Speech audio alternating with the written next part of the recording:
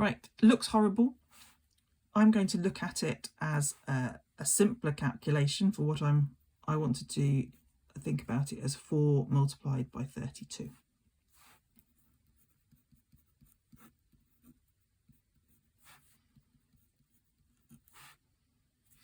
And what have I got going on here? Well, how many decimal points, how many place values do I have after the decimal points? I have 1, 2, 3, 4, 5. Okay, so that's that 1, 2, 3, 4, 5. And therefore what I need is to have those place values. I need to have 1, 2, 3, 4, 5. It'll be 0 point, and that 8 needs to go here to 1, and then I fill in with some zeros. So the answer is actually 0.00128. So I'll just recap that.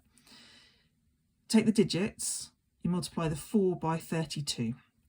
So I've stripped away all of the decimal bits of it. I'm literally just doing that calculation. Then I'm counting the number of decimal places that are involved in this calculation. So that's the decimal point. 1, 2, 3, and then the 3 is another, and the 2 is another, so that's 3, 4, 5.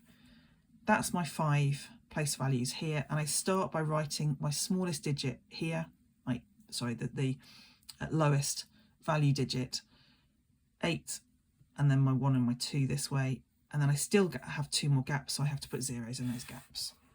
There are other ways of doing it. That's my favourite.